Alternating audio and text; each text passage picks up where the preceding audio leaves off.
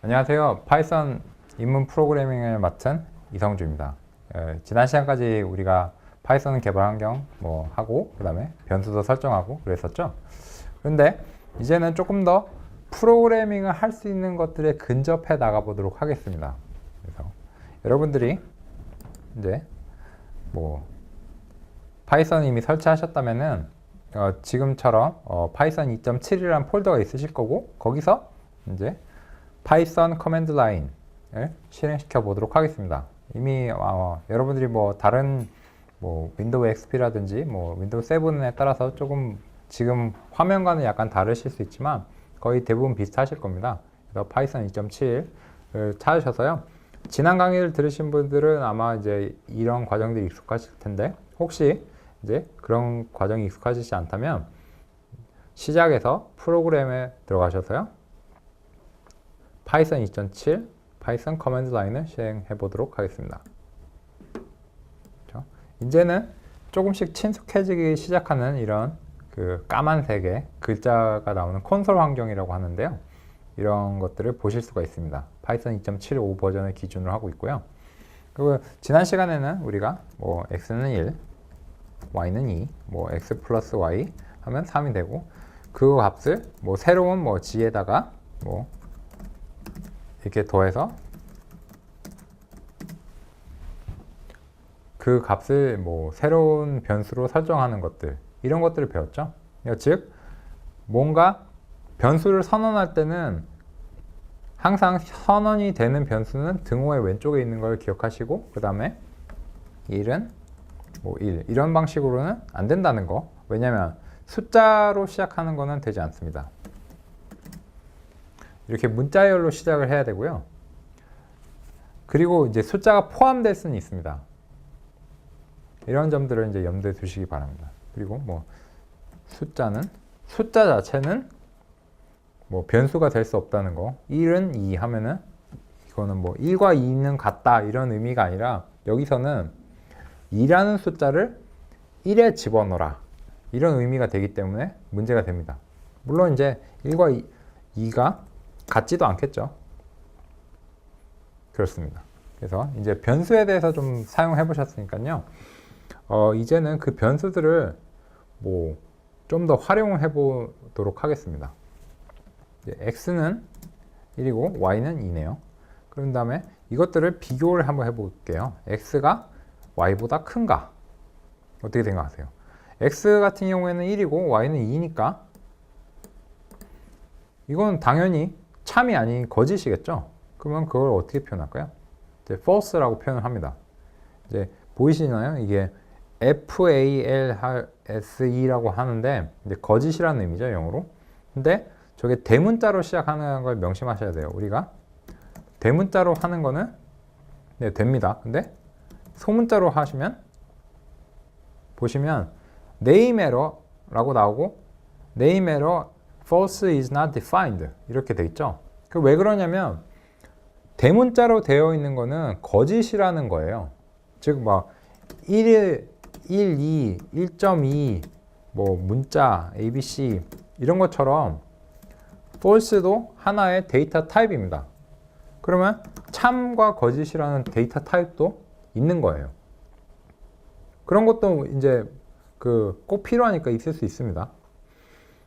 그래서 이제 새로운 데이터형이 이제 true와 false가 있다는 거, 그러니까 true 아니면 false로 되는 것들도 있습니다. 그래서 이런 것들은 역시 x가 1이었으면 그래서 is true라는 변수를 만든다면 이게 false 하고 값을 지정하실 수가 있어요. 하지만 is true, false 하시면 안 됩니다. 왜냐? 적어도 지금 소문자로 시작하는 false는요, 이제 변수로 지정이 되어 있어야 되고, 변수라면 어떤 값을 가지고 있어야 선언이 됩니다. 그죠? 그런데 false를 우리가 선언한 적이 없으니까 is true에서 false라는 값을 하면은 이것처럼 이미 지정된 데이터 타입이 아니기 때문에 변수로 생각합니다. 변수로 생각하면 변수가 선언이 되는지 찾아봐요, 파이썬이. 근데 찾아보면 이게 없습니다. 그래서 네임 에러가 발생하는 거죠. 그런 방식으로 이제 이해하실 수가 있고요. 그러면 다시 위에서 했던 것들을 한번 좀 여기다 반복적으로 써보겠습니다. x가 y보다 큰가? false입니다. 그러면 x가 y보다 작은가? 하면 true입니다. 그죠? 이처럼 두 개의 숫자 값이나 혹은 어딘가 무언가 이렇게 크기 비교가 가능한 것들은요, 이런 방식으로 비교하실 수가 있습니다. 그러면 x를 만약에 2로 고치면요, 어떻게 될까요? y는 여전히 2죠? 근데 x가 y보다 큰가? 하면 false입니다. 그죠? 2는 2와 같은 거지 2는 2보다 크지 않습니다. 혹은 2는 2보다 작지도 않습니다. 2는 2와 같을 수 있을 뿐이지 작거나 크지 않습니다. 그죠? 그런데 이런 경우는 그럼 작다 크다는 이제 할 수 있는데 뭐 작거나 같은 경우나 크거나 같은 경우는 어떻게 해야 되나요? 라고 이제 물어보실 수가 있는데요. 아주 좋은 질문이죠. 이런 방식으로 하실 수 있습니다. 이렇게 되면 2는 2보다 크거나 같다 라고 하면 큰 것도 큰 경우에도 참이 되고 같은 경우에도 참이 되죠. 이런 방식으로 아까 그 등호를 두 개 쓰는 것처럼 이제 부등호와 등호를 조합해서 크거나 같다를 표시하실 수가 있습니다. 그 다음에 작거나 같다는요, 마찬가지 방식으로 이렇게 됩니다. 그런데 이거를 나는 스타일을 좀 바꿀래 이렇게 하고 하면 안 됩니다. 혹은 이렇게 하셔도 안 되죠. 항상 그 크거나 같다나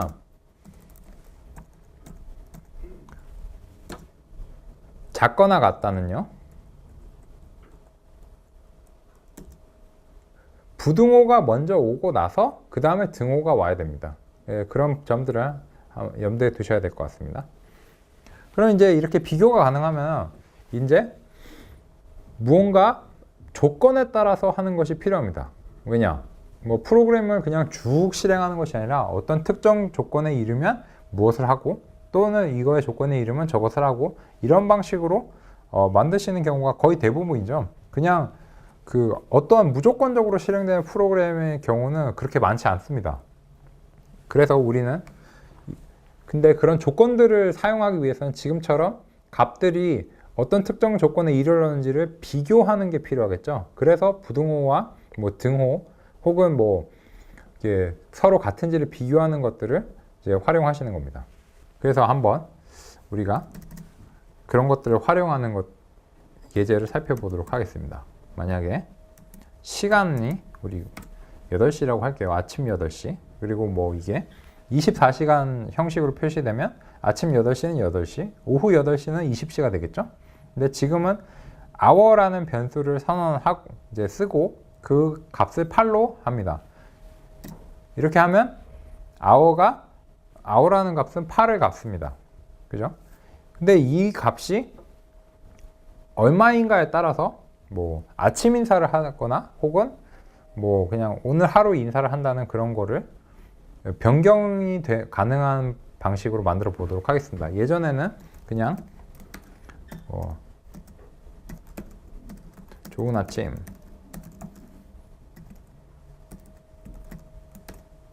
이거 이제 한글이니까 U자를 붙여줄게요. 이렇게 했는데 만약에 hour가 20시로 변경이 돼도 좋은 아침이라고 나오면 좀 곤란하겠죠. 그래서 hour의 값에 따라서 변경이 가능하도록 만들어 보겠습니다. hour가 뭐 예를 들어서 좋은 아침이라고 말을 하려면 점심 이전이어야 되겠죠. 그래서 12 이렇게 하신 다음에 콜론을 찍습니다. 그러고 나면 이제 이전에는 엔터키를 치면 바로 실행이 됐어요. 근데 지금은 어떤 일이 일어났나요? 콜론이라는 게 저 그 12 뒤에 있는 땡땡 이런 거를 콜론이라고 합니다. 콜론을 찍으면 이제 마치 더 작성해야 될 것처럼 이 부분이 계속해서 기다리고 있습니다. 그리고 실제 이렇게 기다리는 것이 필요합니다. 왜냐면 이 문장을 보시면 hour라는 값을 10이라는 숫자와 크기 비교를 해서요. hour가 작은지를 평가합니다. 그러면 hour가 12보다 작으면 어떻게 될까요? true가 되겠죠. 만약에 12보다 크면 여기가 false가 됩니다. 즉 작으면 12보다 작으면 참이 되고 12보다 크거나 혹은 지금 이 경우에 같으면 거짓이 됩니다. 그러면 이 두 개 비교의 결과에 따라서 if의 아래 내용들이 실행이 됩니다. 즉 이걸 우리말로 한다면 만약 여기 있는 내용이 참이 된다면 지금 깜빡이고 있는 부분부터 계속해서 실행을 해라 라는 의미가 되죠. 그래서 여기서는 탭을 하나 쓰시고요.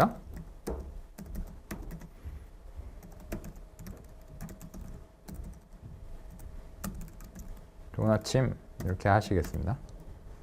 그런 다음에 엔터 키를 누르시고 한 번 더 누를 걸까요? 그렇죠? 이러면 어때요? 좋은 아침이라고 나왔네요. 한번 볼까요? 왜냐? 아까 말씀드린 것들을 hour가 12와 비교를 했죠. if 안에서 만약 뭐뭐 하면 안에서 비교를 했습니다. 이게 참이면 좋은 아침이라는 거예요. 즉 if true 면 print